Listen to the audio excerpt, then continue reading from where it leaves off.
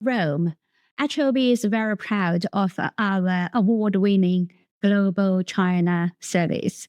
We have dynamic teams supporting Chinese companies' outbound needs from both China and the rest of the world. Today, it's my pleasure to have the panel from HLB Legal Group to share their insights on China outbound. So first, I'd like to ask you, are there any emerging trends shaping China's outbound investment to Europe that the business should be aware of? Shall we start from Simonetta? You are the host here in Italy. Yes. Hello to everybody. I'm Simonetta Andrioli from Limatola Avvocati. Despite a little decline with respect to the figures of 2023, the Chinese outbound investments to Europe still shows a great interest, particularly in high-tech sectors, renewable energies, and green technologies such as electric vehicle. Financial investment still attracts the most of the investment, even if retail and wholesale has shows great interest from the Chinese investors. It is true, however, that after the pandemic, the beginning of the Ukraine war and of the Israeli-Palestinian conflicts, the global geoeconomic environment has changed profoundly, with the need from each government for a sort of national economic security, which have led most of this government to enact a protective measure, which has, of course, influenced their international relation. This has been done also by Italy with the enactment of the Golden Powers policy, which gives our government the power to stop transactions that may alter the ownership, the use, or the availability of certain strategic assets. And the question is that the definition of strategic assets is no more limited to military and high technologies activities, but has also been expanded to include other economic sectors that are considered necessary to support the national sovereignty, and has expanded to sectors like telecommunication, transportation, health, energy, information. So we will see. Maybe we are facing a period of war trade. We have seen the recent news, the new election of President Trump. But I think that there is still a challenge there. Thank you. Thank you very much for the insight. How about Aneta? Hello, everybody. My name is Aneta Majchrowicz Bączyk, and I am attorney at law, and I am proud member of getsix Polish group and HLB group in Poland. Of course, Simonetta has right, and it should be noted certainly that recently, of course, the general level of Chinese investment has been decreased, and there are few factors they have contributed to this, as pandemic, as some political tensions between European Union and China, and of course, Russia invasion of Ukraine. And these are few factors. They have changed the dynamics of Chinese investments in Europe. And one mention I would like to emphasize, the state-owned Chinese enterprises, they step back from the infrastructural projects in Europe, and we can see that the Chinese investments shifted towards private companies and to greenfields transactions and greenfields types of projects. And these type of projects are more desirable by the European market because the added value from these investments stay in Europe, because you have the created jobs, the tax revenue stays in Europe, and these type of projects are more desirable by the European market. And of course, the transition to the green energy, the decarbonization goal and goal aim for the European Union. The Chinese investments are a response to the European Union regulations. They have been introduced last time. And I mean some regulatory to screen and to monitor of foreign investments. And this is quite a regulatory framework. And I should state that each country which is member of European Union has a freedom to introduce specific regulation to screen and to monitor the foreign investments. And one example is Poland. And Poland has introduced a law on control on certain investments in 2015. And it's to prevent too much impact from Chinese investment to the critical infrastructure, and to ensure the reciprocity to the access to the markets. And this is just the trend. But of course, the Chinese investments, they are still there in the European market. And of course, this is the huge advantage for Poland. Thank you. Thank you very much. Nacho? Well, thank you very much. My name is Juan Ignacio. I come from Sayma, the HLB group firm from Spain. And well, I wouldn't have much to add to what my colleagues, have already mentioned. Obviously, we've seen a steady decline on investments from China, but it hasn't been too big a decline. And what we've seen is that despite this decline, Chinese investments are sector-specific, as they have already mentioned, especially in the greenfield sector. Well, I would add to that in the R&D, which is very related to the greenfield sector, manufacturing. But obviously, Chinese investments are now becoming, they're bringing more added value to the European economy. And I think, well, they've already mentioned it, but, it's mostly because of the geopolitical tensions, because of the reality of China at the moment, and also because of how Europe has enacted this regulation, the EU screening regulation, EU foreign investment screening regulation, and how, this is applied also in member states, such as Spain, Poland, or Italy, which has broadened, the meaning of public order and security to a maximum. And, this is sort of impeding Chinese investments, to make their way totally to Europe. But on the other hand, they are maximizing or making better investments in Europe, investments that create more added value. Thank you. So we have a bigger picture about in Europe. And how about the most significant opportunities of a Chinese investment in your own country? Well, I would say that Chinese business bring significant capital investment to Italy, which can obviously boost the economic growth and also is capable of generating wealth and employment, which is important for us. It is another key factor is the fact that China is a global leader in technology sectors, embracing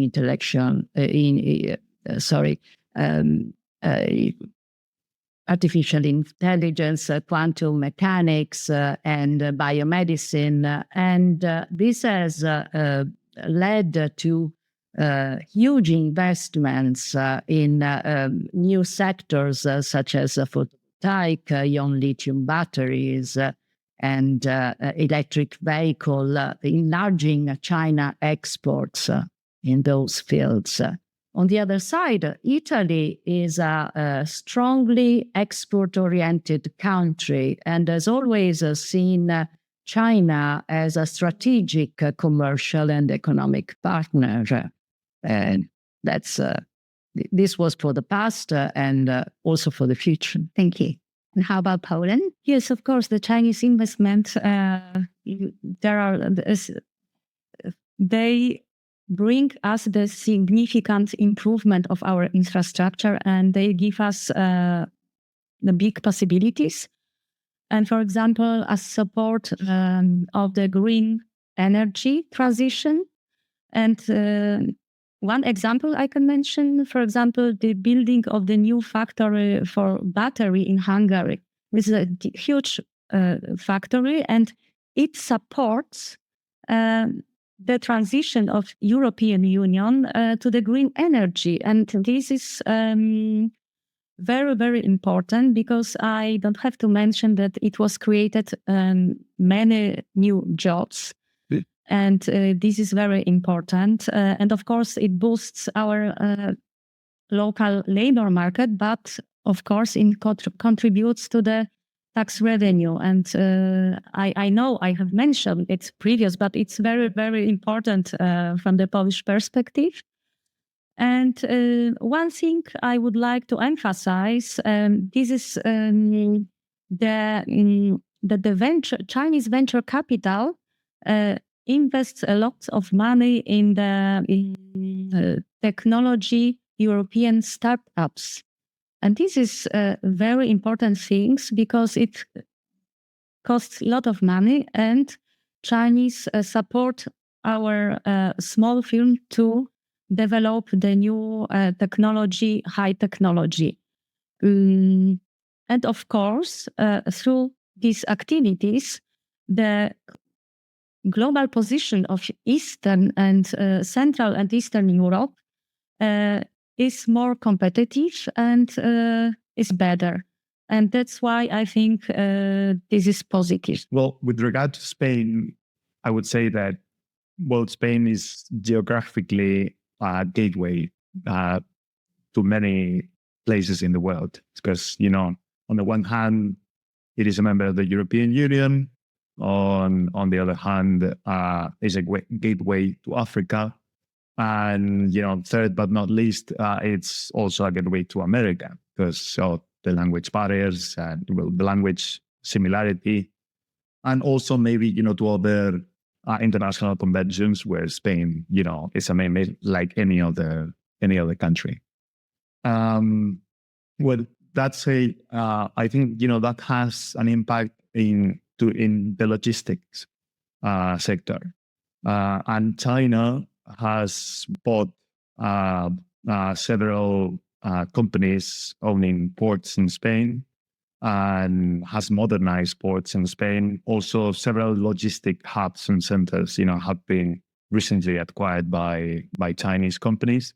And I think, this can probably be one of the strategic sectors where, where a Spanish and Chinese partnership, can flourish.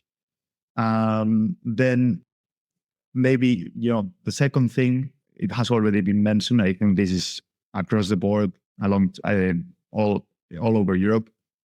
We would have the renewables sector. China, for example, it's is the leading manufacturer of solar panels.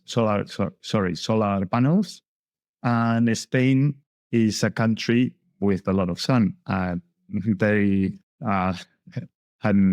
It has heavily invested in renewables in the past. And so I think both China and Spain can both benefit, from the Spanish expertise and the Chinese manufacturing capacity.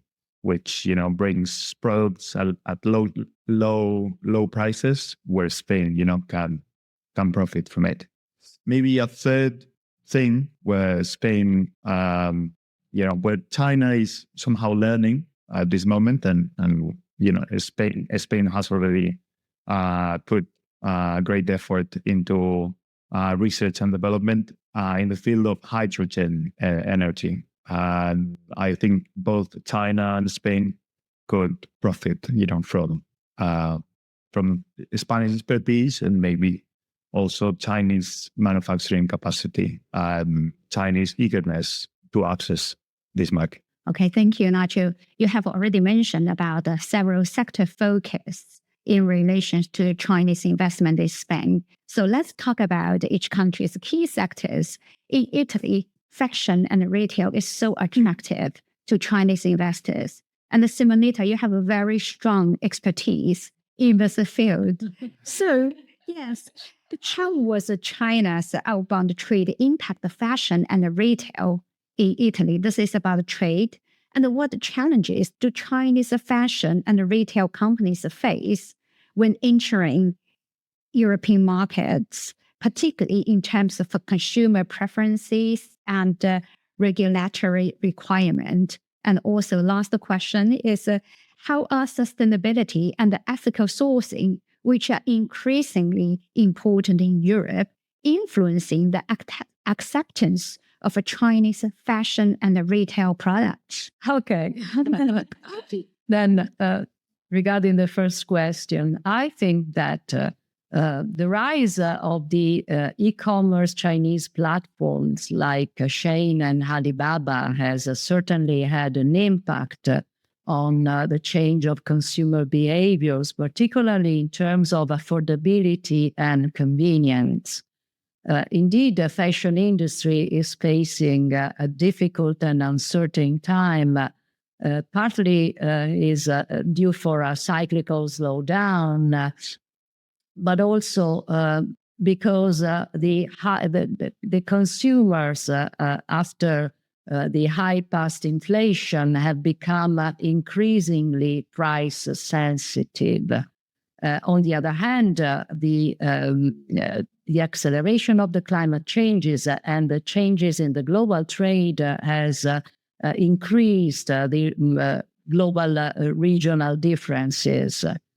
On the other hand, we are seeing investments and partnership in the luxury sectors. Chinese investors has both participation in Italian and European brands, luxury brands, Ferragamo, for example. And quite recently, the LVMH Group and the Alibaba Group has established a partnership in order to increase the luxury experience in the Asian market, leveraging the innovation that Alibaba has brought also through the artificial intelligence to the retail and e-commerce sectors. I would say that the access to the Asian market is still very, very important for luxury brands in Italy and Europe. Regarding your second question, I would say that aligning with European emphasis on heritage and quality is for sure a challenge that a Chinese fashion or retail company needs to consider. Another key issue is regulatory, of course, because the compliance with the strict requirements on product safety that is imposed by European Union REACH regulation, the sustainability certifications and the protection of the IP, intellectual property matters are barriers to be considered. Yeah. Finally, to your third questions, I think that European consumer expectation in terms of sustainability and green practice are indeed very high. And this can, of course, influence acceptance. It is true, however, that China is becoming, it's increasing its commitment to sustainability in terms of fashion companies. I know that many Chinese brands like Anta Sports or Li-Ning has started practices very important sustainability strategies, also in terms of using of recycled materials or using green process for manufacturing. So I would say that Chinese brands integrating a transparent supply chain with eco-friendly process are better positioned for success. Thank you so much, Simonetta, for sharing the insights. I also learned more about the fashion and the retail. Yes. So let's move to Poland, because we have seen increasing inquiries about the Chinese companies going to Poland, Eastern European countries. A lot of manufacturers and supply chains, they followed the German companies' footprint of moving the factories into Poland and other countries in the region. So how has China's Belt and Road Initiative influenced the logistical networks and the supply chain in Europe? And what is the role of Poland and other Eastern European countries in bridging new opportunities from China with your existing relationship with Germany? Thank you for this question. Of course, the Belt and Road Initiative, it was launched in 2013, and this concept has evolved over the time. And the perception of this concept has evolved as well. And at the beginning, this concept, it was seen as a huge opportunity. And then over the time, I can speak, of course, from the Polish perspective. Mm-hmm. It was the relationship, it was not so warm, but now I think we can see that the cooperation between Poland and China is much, much better. And of course, the Belt and Road Initiative has a significant impact on the transformation of infrastructure in Central and Eastern Europe. And you can see, if we think about the shipping the goods from China to Europe by sea, it takes about 40 days. Mm-hmm. And if you're shipping the goods from China to Europe by railroad, it takes about 20 days. So it speed up the supply chain, and this is very important. This is thanks the Belt and Road Initiative, actually, because the input came from China and not from Europe. So this is a significant impact on our supply chain in Europe. And noteworthy is one thing, because in Poland we have started to build a largest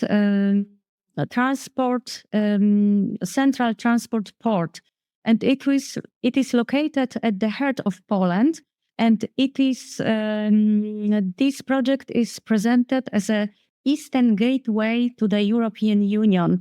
It will be act as a huge transport hub and logistic hub, very modern and very attractive. And from the investments in the infrastructure they has already made, I can mention, for example, the investment in the seaport of Piraeus.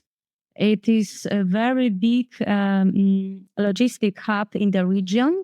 And from the Polish perspective, I can say that we have a very big seaport in Gdynia. And one container terminal is currently managed by the Chinese company Hutchinson. So you have a direct influence and impact on Polish on Polish supply chain. I would not comment whether it's good or not because it raises, of course, some concerns. But this is the fact, and I just wanted to mention it. And of course, Poland is located at the heart of Europe, and Germany is the largest trade partner of Poland. And of course, German benefits from our modern infrastructure and modern logistic hubs.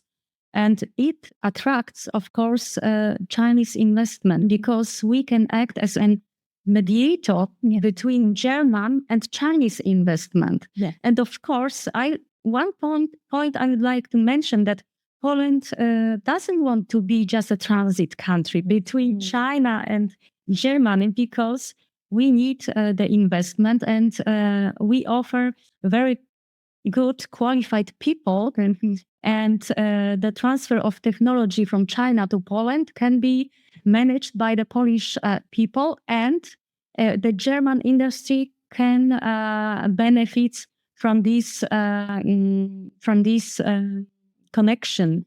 So, of course, this is a huge advantage for Poland, and German, of course, benefits from this advantage. And I can say that I am live witness of the Belt and Road Initiative because I have a client in the automotive in Poland. The client has a manufacturer, has a factory.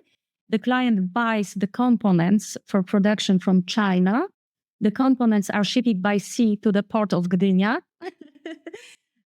And the components are produced in the Polish factory and then they are delivered to the German industry. So this is I'm a live witness of this initiative, and maybe I did not was aware of that this is the result of Belt and Road Initiative. And of course, at the end, I would like to say that it should be achieved a healthy balance between the optimization of profits and the concerns that rise. And of course, the concerns are obvious, but as I mentioned, the healthy balance is required. Thank you very much. Thank you very much, Aneta. Very, very insightful. Yes.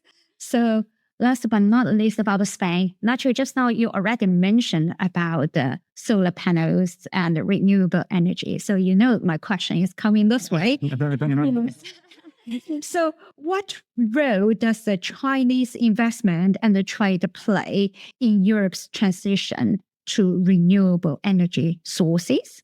And how can Chinese business and European entities to collaborate more effectively in energy innovation and infrastructure? Well, with regard to the first question, I already mentioned some of it before, but obviously, I think Spain has been, and Europe in general, has been investing in renewables for quite a long time now, and I think China stands out as a leading manufacturer. So China's competitive prices can align with a European expertise in renewables. So both countries and both companies from both countries can benefit from aligning, these two lines of expertise, as it were. Then, with regard to the second question, maybe there should be more collaboration between Chinese and European universities, Chinese government and European government, and also maybe about the vehicles of collaboration. Maybe some trend that we're seeing lately is that Chinese companies are choosing to collaborate with Europe via joint ventures, because this allows them to work with local partners, and they somehow align themselves better with European strict regulations or screening regulations, as we mentioned earlier. Thank you very much for your contribution. And I myself learned a lot from today's conversation. And there's a Chinese saying, and the Chinese philosophy believes the success is coming from the right people, right location, and right time.